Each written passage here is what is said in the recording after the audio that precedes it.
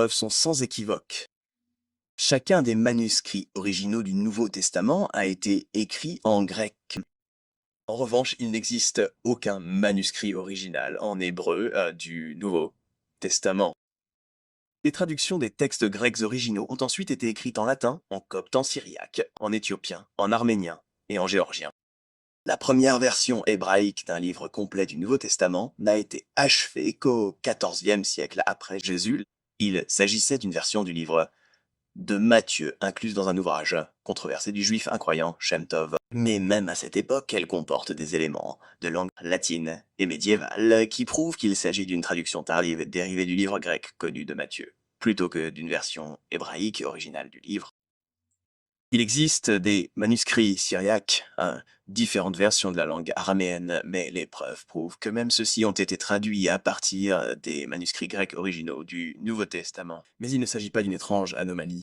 La raison pour laquelle le Nouveau Testament a été écrit à l'origine en grec est que personne ne parlait l'hébreu comme langue fonctionnelle au cours du 1er siècle après Jésus. Cela prend tout son sens lorsque l'on comprend l'histoire de la Palestine et celle des Juifs. La Palestine a été conquise par Alexandre le Grand, le roi de l'ancien royaume grec de Macédoine 300 ans avant la naissance du Christ en 332. C'est à cette époque que la langue grecque a été largement introduite et est rapidement devenue la langue universelle du commerce et des échanges.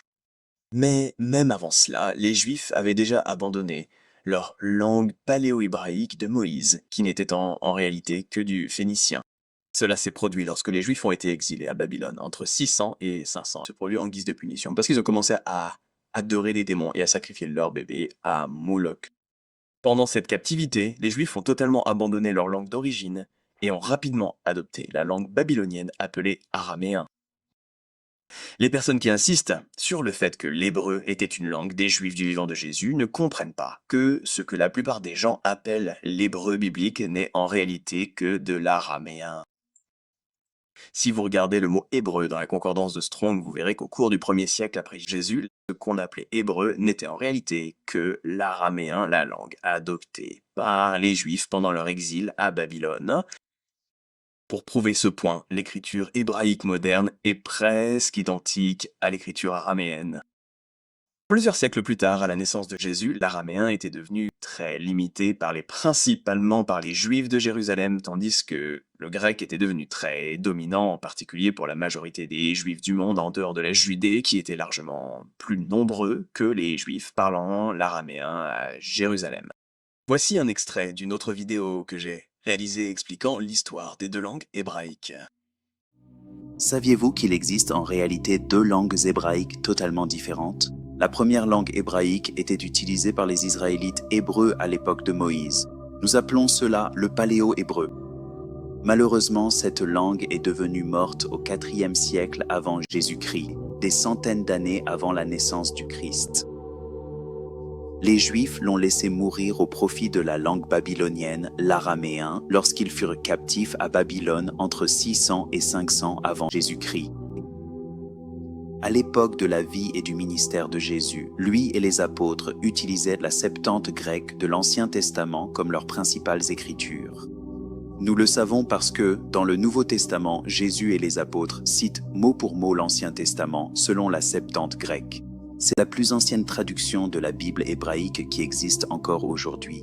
En 285 avant Jésus-Christ, le roi Ptolémée II Philadelphe chargea 72 Israélites, 6 de chaque tribu, de traduire les écritures hébraïques en langue grecque. Vers 150 avant Jésus-Christ, l'Ancien Testament de la Septante devint la traduction juive préférée, même des grands prêtres de Jérusalem, et une copie se trouvait dans chaque synagogue du monde à la naissance de Jésus. La Septante est plus de 1000 ans plus ancienne que les textes ou le Testament massorétique, qui sont rédigés dans la langue hébraïque moderne, inventée des siècles après la vie et le ministère de Jésus. Jésus et les apôtres parlaient le grec ainsi que l'araméen, mais à cette époque, personne ne parlait ni n'écrivait la langue paléo-hébraïque car elle était morte. Il y avait certains prêtres du temple qui conservaient quelques phrases en paléo-hébreu pour leurs rituels, mais même cela a été effacé et totalement perdu après la destruction du temple en 70 après Jésus-Christ. La deuxième langue hébraïque, version 2.0, n'est apparue que plusieurs centaines d'années plus tard. Dans les siècles qui ont suivi la crucifixion de Jésus, les descendants des pharisiens, appelés les Massorètes, ont commencé à rédiger une nouvelle Bible de l'Ancien Testament dans une écriture nouvelle, inventée, qui s'inspirait fortement des caractères araméens. Ce nouvel alphabet hébreu 2.0 a été conçu comme une langue occulte, kabbalistique, destinée à des codes magiques cachés, à la divination et à une forme de numérologie appelée Guématria. C'était une forte déviation par rapport à l'écriture paléo-hébraïque originale de Moïse. Cette nouvelle langue hébraïque 2.0 n'était qu'une forme écrite de communication, et pendant de nombreux siècles, la langue juive courante était le yiddish, qui est un mélange d'araméen et d'allemand. Ce n'est que récemment qu'un sioniste nommé Eliezer ben Yehuda a créé une nouvelle langue parlée qui n'est pas une véritable résurrection de l'ancien paléo-hébreu de Moïse, mais plutôt un mélange de mots empruntés à l'arabe, au turc, à l'allemand, au yiddish, au russe, à l'ukrainien et au biélorusse.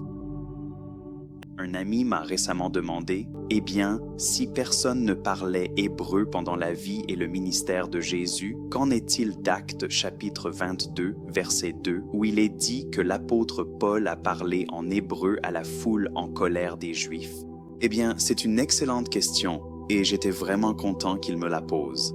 Alors ouvrons ma Bible préférée, la traduction de Genève de 1560. Allons à Actes chapitre 22, verset 2, où nous lisons « Et lorsqu'ils entendirent qu'il leur parlait en langue hébraïque, ils redoublèrent de silence. » Très bien, ouvrons maintenant la concordance de Strong et cherchons le mot hébreu. Et si nous descendons, nous verrons que le numéro de concordance grecque pour le mot hébreu tel qu'il est utilisé dans Acte 22, verset 2, est 1446. Alors maintenant, allons dans la section grecque et trouvons le numéro 1446, où nous voyons le mot hébreu ou prononcé hébrès. Et une lecture plus approfondie prouve que dans ce verset, la langue hébraïque parlée est en réalité considérée comme l'araméen, ce qui n'est absolument pas la langue paléo-hébraïque de Moïse. Et pour valider cela davantage, nous pouvons lire sur biblehub.com que le lexique de Strong pour 1446 définit également une langue hébraïque comme étant l'araméen. Et plus bas, nous lisons « Il est important de savoir qu'à l'époque du Nouveau Testament, le terme hébreu faisait souvent référence à ce que nous appelons aujourd'hui l'araméen, la langue courante du peuple juif en Judée. Le grec koine était une langue universelle à cette époque. L'araméen était limité et très régional, parlé principalement seulement par les Juifs vivant à Jérusalem. Il y avait plus de Juifs parlant grec vivant à Alexandrie que de Juifs parlant araméen à Jérusalem. Tous les Juifs de la diaspora parlaient grec. Paul n'aurait pas écrit ses lettres dans une langue étrangère à son public. C'est pourquoi les manuscrits originaux du Nouveau Testament ont tous été rédigés en grec, ce qui a permis à l'évangile de Jésus-Christ de se répandre aussi rapidement. Maintenant que nous savons pourquoi chacun des manuscrits du Nouveau Testament a été écrit en grec, nous pouvons également préciser que oui, le nom de Jésus était et a toujours été Jésus. Si nous examinons les 255 manuscrits originaux connus du Nouveau Testament, nous constatons que chacun des auteurs du Nouveau Testament a écrit le nom de Jésus en tant que fils de Dieu. Mais attendez, si la lettre J n'a été inventée que dans les années 1500, comment son nom pouvait-il être prononcé Jésus en utilisant le son J? La réponse à cette question est si simple. William Tyndale a traduit la toute première Bible anglaise en 1525. En tant qu'érudit grec, il a traduit à partir des manuscrits grecs originaux du Nouveau Testament. À cette époque, la lettre J n'existait ni dans les langues grecques, ni dans les langues anglaises. Cependant, même si la lettre J n'avait pas encore été inventée, le son J était absolument utilisé.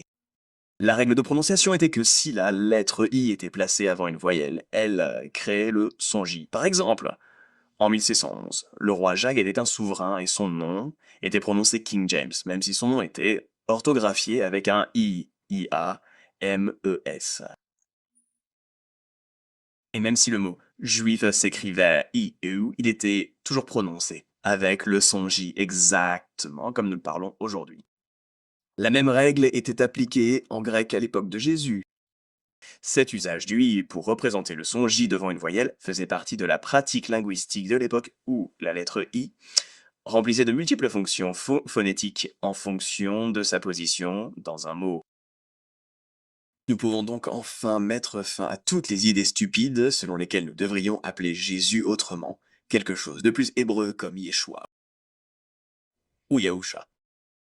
Dieu nous a déjà dit exactement comment il veut que nous nous adressions à son Fils, comme cela est clairement écrit dans les manuscrits grecs originaux du Nouveau Testament. Ce que beaucoup de gens ne réalisent pas, c'est que le nom Yeshua est une translittération hébraïque moderne de l'ancien nom Jésus et non l'inverse.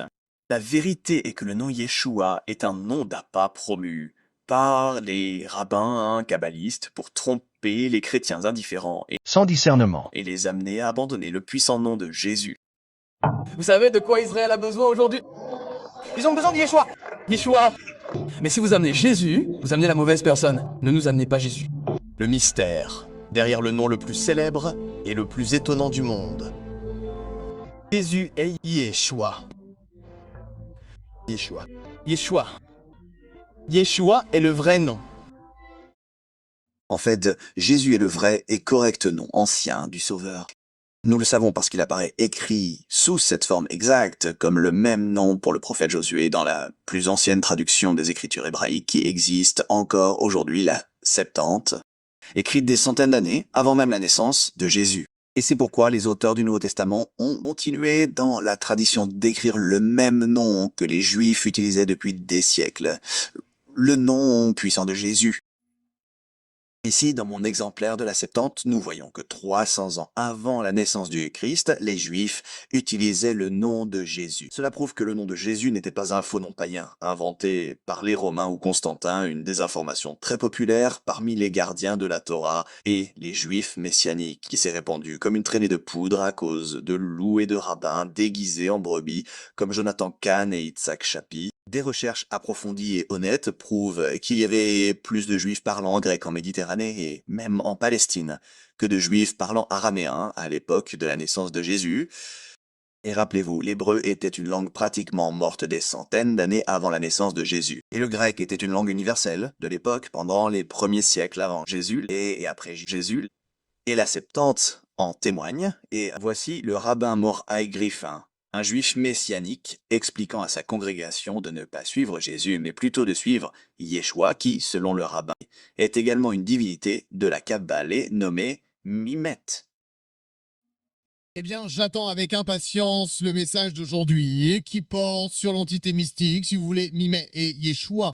Nous ne prononçons pas le nom car il est similaire en termes de puissance, si vous voulez. Nous disons donc Mimet. Nous l'abrégeons en Mimet et Yeshua. Nous allons expliquer pourquoi Yeshua est un être, une entité mystique. Dans la littérature kabbalistique, la manifestation de la Shekinah dans l'univers est Mimet, également Yeshua. Mais Jésus a littéralement, le mot n'a littéralement aucun sens. Yeshua est une manifestation de la Shekinah qui est l'aspect féminin de Dieu. Yeshua est une divinité de la Kabbale nommée Mimet. L'entité mystique est le dieu féminin. Yeshua est un nom générique dans la Kabbale pour un panthéon d'autres divinités comme Médatron, Shekinah et Mimet. Ce sont tous de faux anges de lumière et non le véritable Jésus-Christ de la Bible. Ne vous faites pas appeler rabbin car un seul est votre maître, le Christ, et vous êtes tous frères. Matthieu 23, 8. Ce témoin est véridique. C'est pourquoi reprends-les sévèrement, afin qu'ils aient une foi saine, et ne s'attachent pas à des fables juives ni à des commandements d'hommes qui se détournent de la vérité. Tite 11, acte 13, 14.